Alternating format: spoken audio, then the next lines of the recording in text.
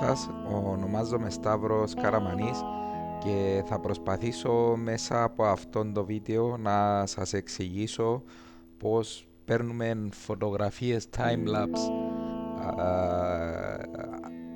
για κύκλους αστεριών, τις επεξεργαζόμαστε στο πρόγραμμα Lightroom πρώτα, μετά στο πρόγραμμα StarStax για να τις κάνουμε μία ενιαία φωτογραφία και ακολούθως πώς να τις διορθώσουμε ξανά την ενιαία φωτογραφία στο πρόγραμμα Lightroom. Ανοίγουμε το πρόγραμμα Lightroom. Βλέπετε εδώ έχω ήδη φωτογραφίες έτοιμες για επεξεργασία.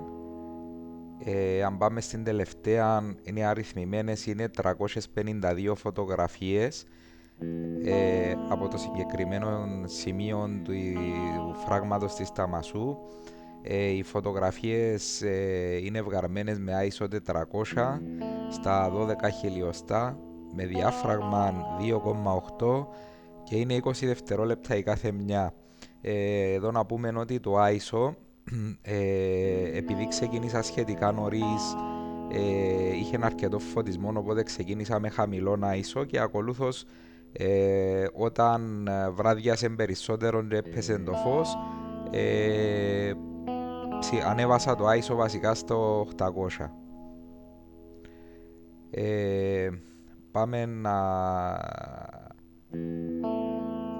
Πάμε στον Develop και ξεκινούμε τη διαδικασία επιδιόρθωσης. Λοιπόν, εδώ το πρώτο πράγμα που κάνουμε λέγουμε το Lens Corrections.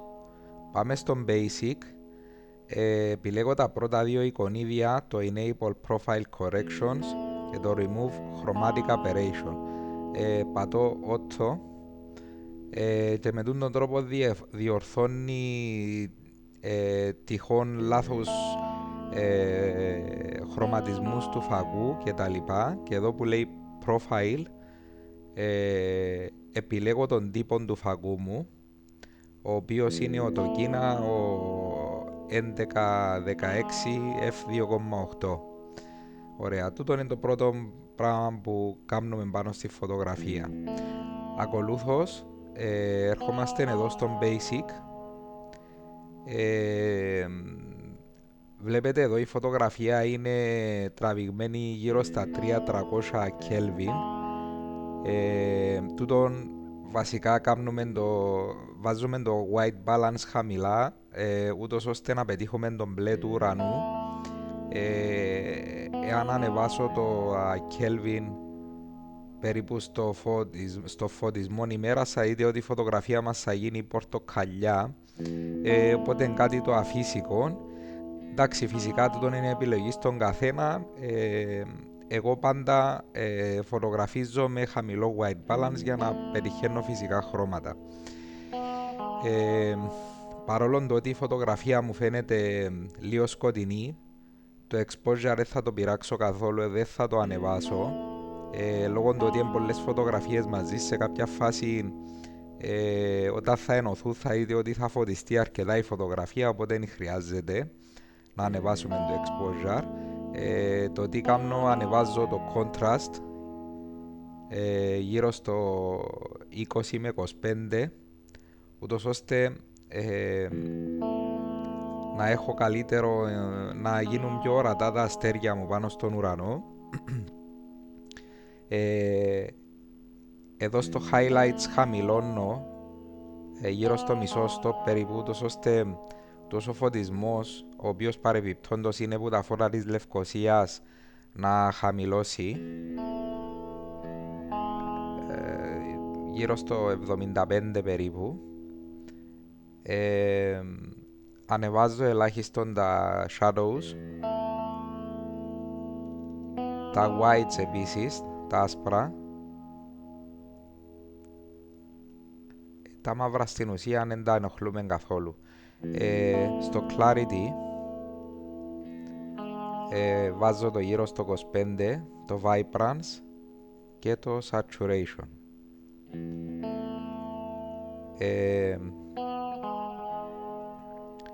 Ακολούθως μπορούμε να έρθουμε εδώ στο Tone Curve.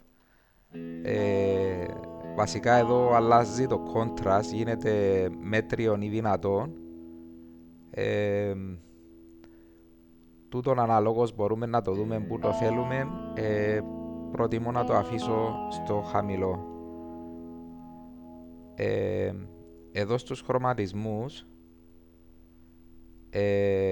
στο hue, βασικά ανεβάζω λίγο τους χρωματισμούς για το άσπρο και λίγο για το μπλε, καθώς επίσης και στο saturation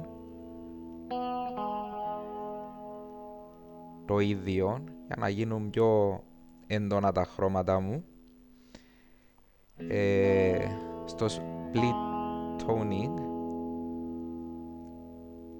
ανεβάζω ελάχιστον το hue και το saturation στα highlights και ελάχιστον το hue στα shadows.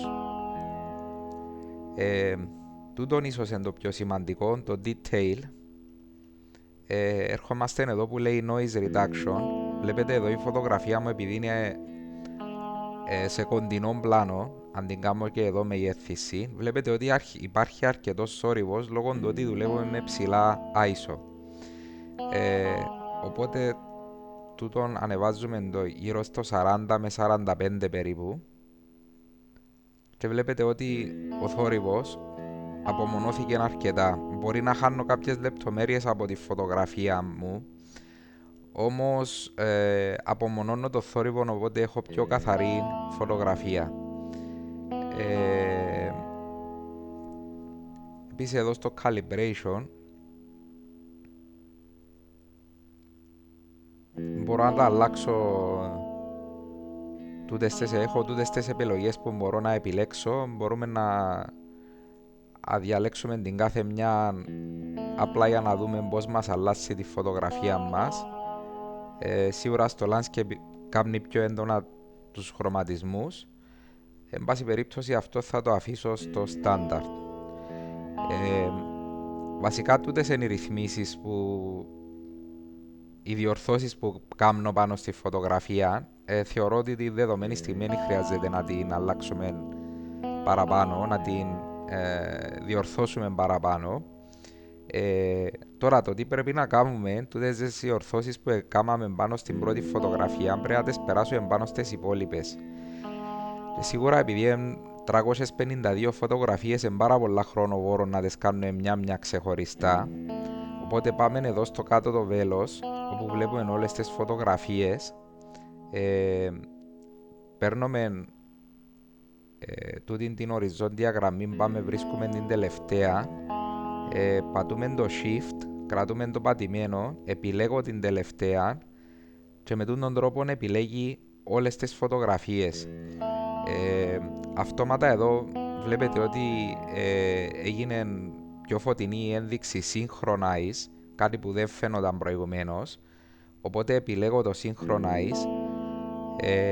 Τούτος ο πίνακας βασικά δείχνει μου όλες τις ρυθμίσεις που επέρασα πάνω στην πρώτη φωτογραφία και επιλέγοντας synchronize έρχεται και περνά τις διορθώσεις πάνω σε όλες τις φωτογραφίες.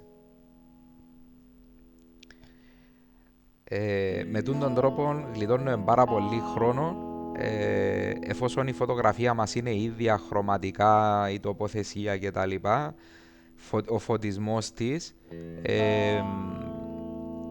γλιτώνουμε πάρα πολύ χρόνο. Τώρα, οι φωτογραφίες είναι έτοιμες για εξαγωγή βασικά, οπότε πατούμε δεξί κλικ, ερχόμαστε εδώ που λέει export. Εδώ στο choose επιλέγω ένα φάκελο, έναν άδειο φάκελο ξεχωριστό, τον επιλέγω,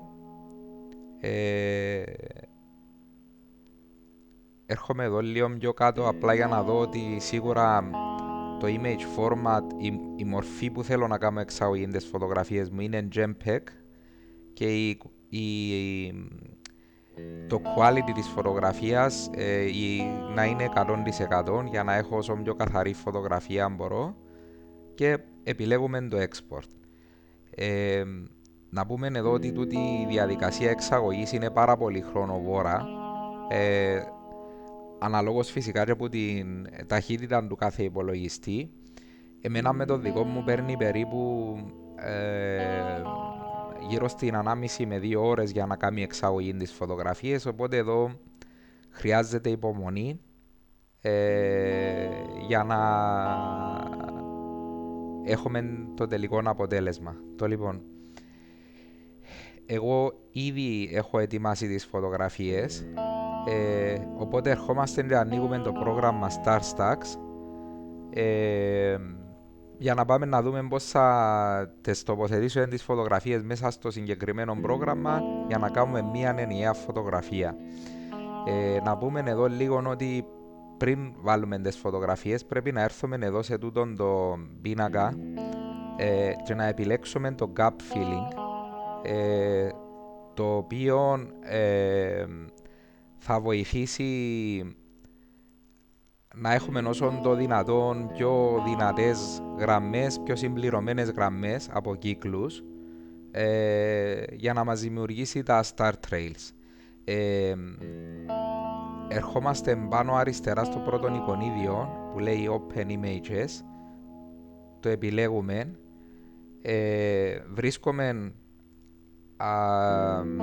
βρίσκουμε το φάκελο που εφυλάξαμε τις φωτογραφίες μας και τις κάνουμε εισαγωγή, βασικά τις επιλέγουμε.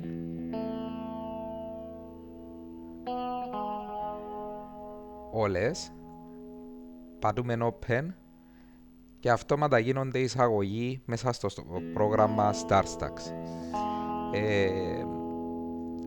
Πριν να ξεκινήσουμε τη διαδικασία, να πούμε ακόμα κάτι.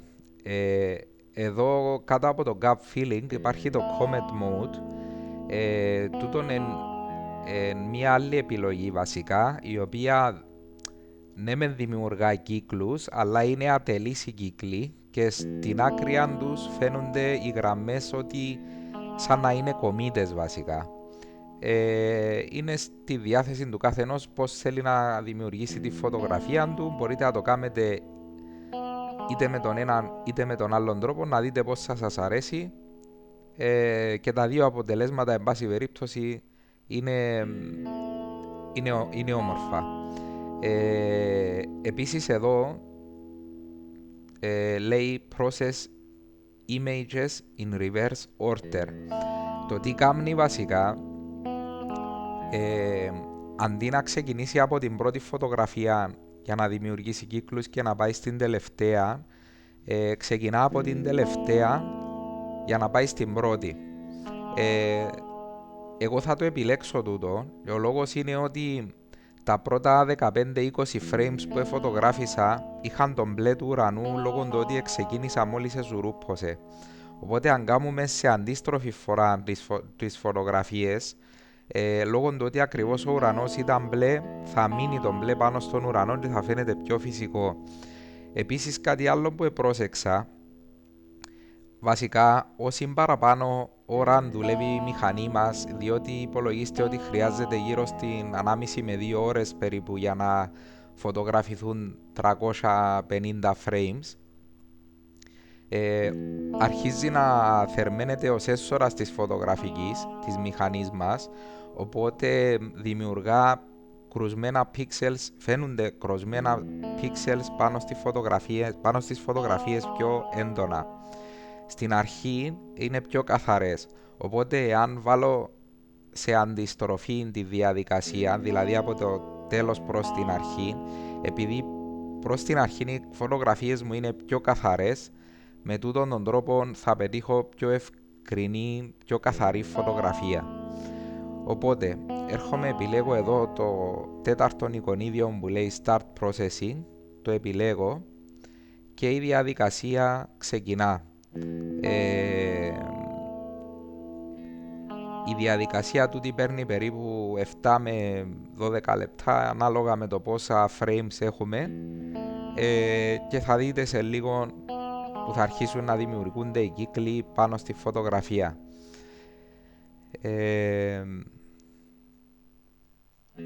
Τελειώνοντας την επεξεργασία, η φωτογραφία θα πρέπει να γίνει ξανά εξαγωγή και θα πρέπει να περάσει στο πρόγραμμα. Βλέπουμε εδώ ότι η διαδικασία να έχει ολοκληρωθεί.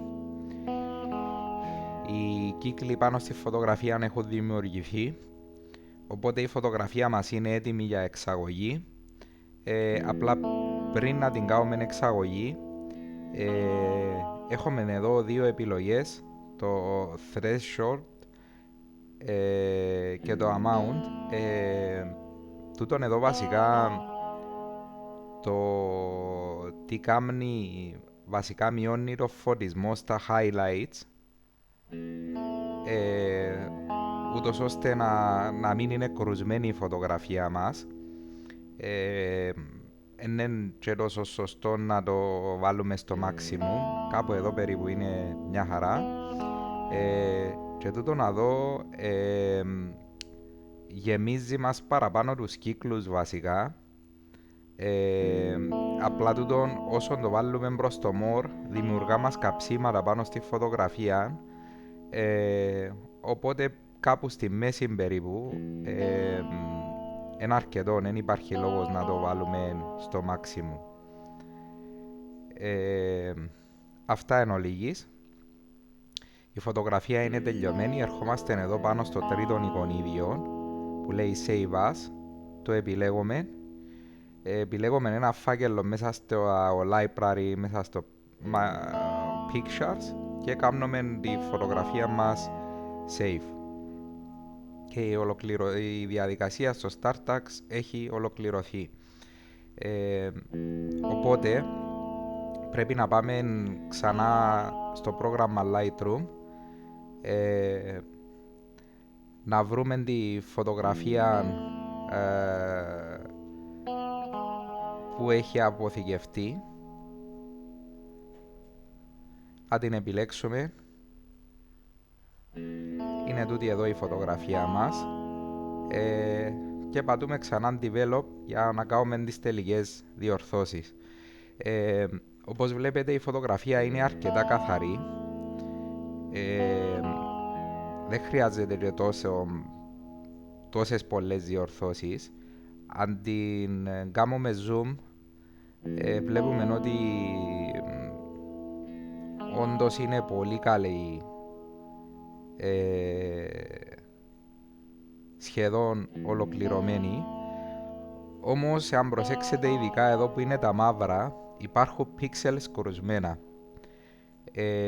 οπότε πρέπει να ξεκινήσουμε σιγά σιγά. Το πρώτο πράγμα που να κάνουμε να σβήσουμε τα pixels τα κρουσμένα. Επιλέγουμε εδώ στο brush, επιλέγω το heal γιατί διορθώνει καλύτερα από το clone, και ξεκινώ σιγά σιγά έναν να τα βρω τα pixels τα κρουσμένα και να τα διορθώσω, να τα διαγράψω κατά κάποιον τρόπο.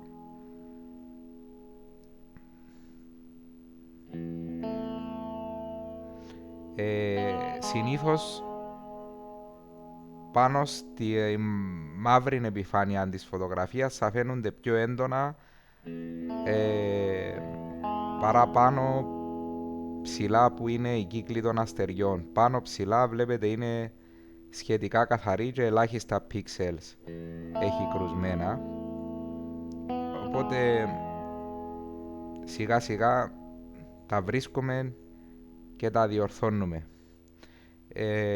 Εδώ πάνω ψηλά φαίνεται ένα φως κόκκινο. Τούτο το φως είναι από ένα σπίτι που υπάρχει πάνω δεξιά στο βουνό. Θεωρώ σωστό να το διαγράψουμε και το συγκεκριμένο, απλά γιατί σίγουρα τραβά το μάτι,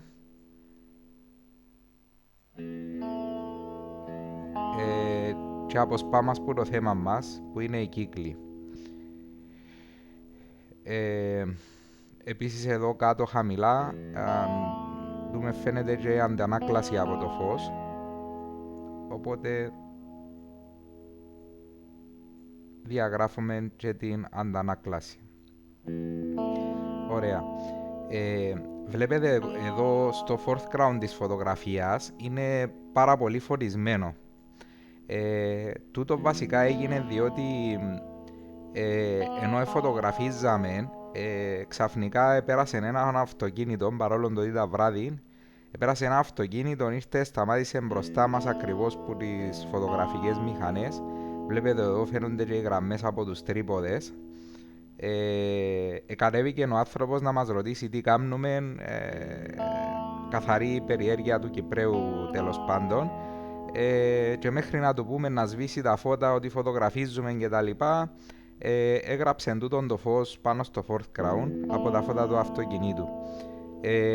Δεν θεώρησα σωστό να σβήσω τις συγκεκριμένες φωτογραφίες, γιατί κατά κάποιον τρόπο τονίζει το foreground τούτο, παρόλο το ότι το θέμα μας, λέω ξανά, είναι οι κύκλοι πάνω ψηλά, αλλά εν καλά παρά να έχουμε μουντό foreground σκούρο, να έχουμε και λίγο φως κάτω χαμηλά.